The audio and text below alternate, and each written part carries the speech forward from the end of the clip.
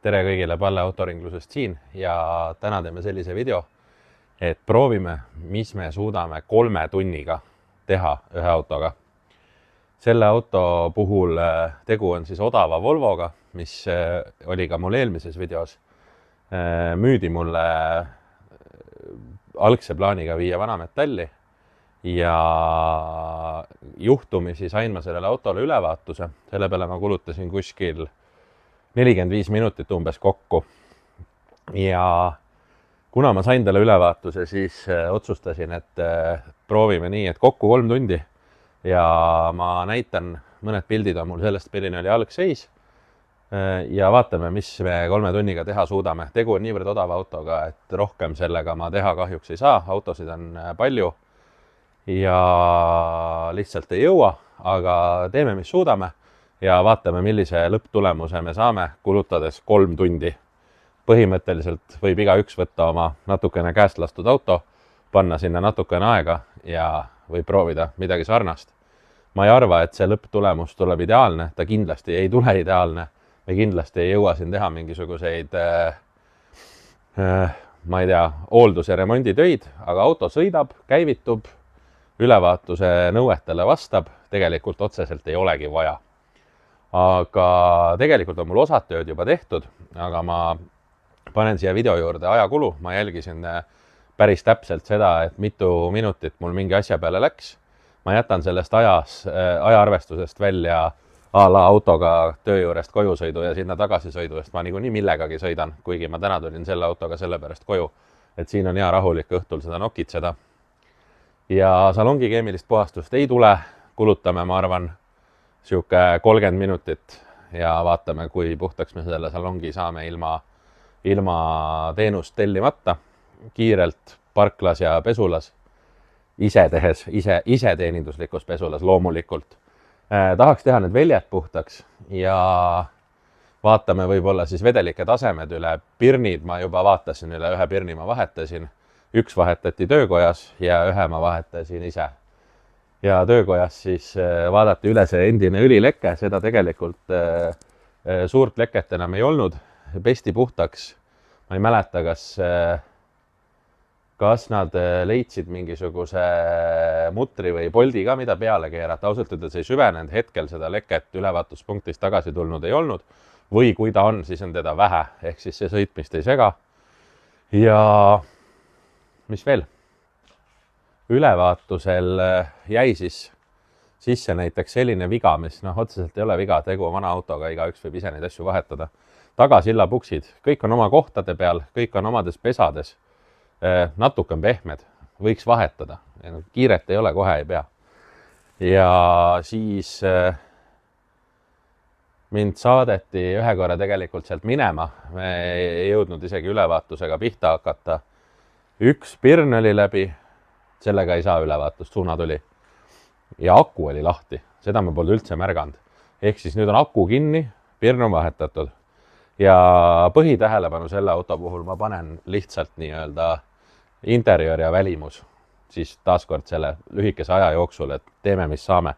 Midagi ilusat siit kindlasti selles mõttes ei tule, et need värviparandused, mis mul siin juba osaliselt on tehtud, need ei ole loomulikult professionaalsed. Aga seda võib igaüks ise korrata, seega ma ei näe probleemi. Müügihinna peale ma veel veidi mõtlen, selles mõttes, et fakt on see, et mingid kulud on ikkagi olnud, auto on vormistatud, ülevaatus on tehtud, natuke pisiremonti, töövahendeid, aega. Et video üleslaadimise hetkeks on see autoga autodiileris ja auto 24 müügis, kuulutused on videokirjelduses. Paar sõna auto kohta ka. Tegu on siis 1.9 diisel mootoriga, manuaalkast ja liigub päris teravalt edasi. Nüüd plussidest veel nahksisu, toimiv kliimaseade, reaalselt puhub jääkülma õhku, võrreldav mõni aasta vana autoga. Siis püsikiirushoidja, mis töötab, istmesoendused, mida ma ilmselgelt pole proovinud, sest et palav on olnud praegu ja sääski on palju. Ja mis veel?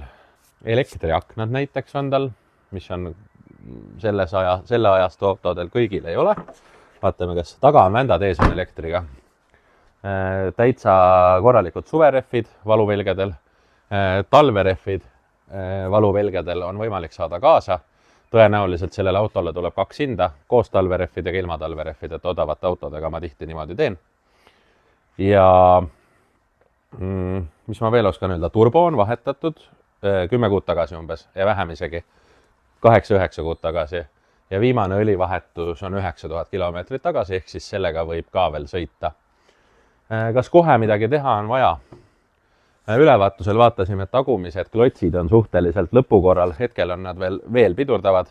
Tähendab, nad pidurdavad ka homme ja ülehomme, aga need peaks mingi hetk ära vahetama. Ma ei tea, palju nad maksavad. Julgen pakkuda, et äkki mingi 15 eurot.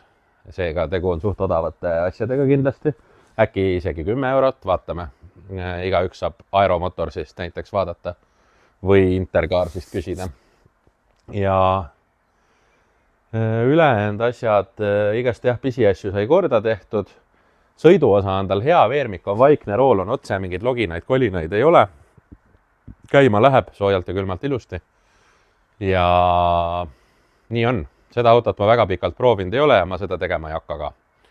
Et kordan veel üle selle autoga autoringluse poolt mingisugust garantiid kindlasti kaasa ei tule. Tegu on niivõrd vana autoga, et igal ühel on õigus enne ostu kontrollida, teha sellele vastavalt otsus, kas ta tahab seda või mitte. Täiesti okei on see, kui selgub, et on mingisugused puudused, inimene jätab ostmata. Jumal küll, see käib asja juurde.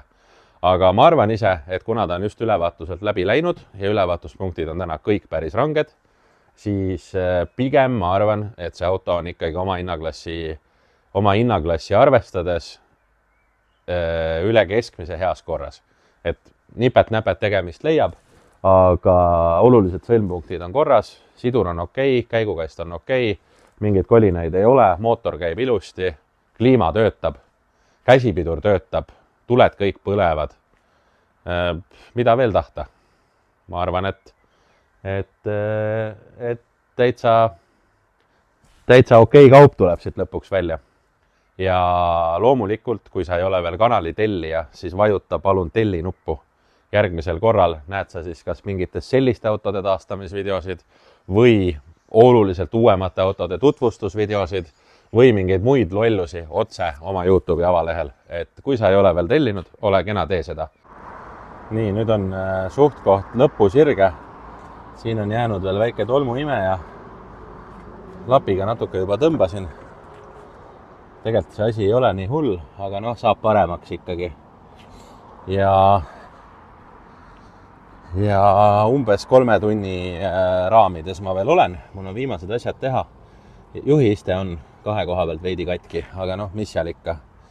Ja veljed tahaks veel ära pesta. Veljed on mustad. Auto ise ma pesin ära. Aga kohe on valmis ja pildid ja müüki ja nii lihtne see ongi. Nii, valmis toode seisab mul seal selja taga. Selle autoga aitab. Mahtusime enam-vähem 3 tunni sisse. Jah, tõepoolest, ma tellisin veidi teenust ka, et suverehvid lasin alla panna ja õlileket uurida ja ühe pirni vahetada. Aga see selleks, et teenust võibki tellida, et ikkagi nii-öelda minu ajaline panus mahub 3 tunni sisse. Värviparandused said tehtud, seest väljast ära koristatud, päris viisakas näeb välja. Auto töötab, sõidab, rohkem ei tea, rohkem ei uuri. Ülevaatused ta läbi läks, ülevaatuse nõuetele ta vastab. Ja ühesõnaga nii ta praegu jääb ja kes soovib, siis Tartus saab näha, proovida ja osta. Minu poolt praegu head aega, näeme järgmises videos.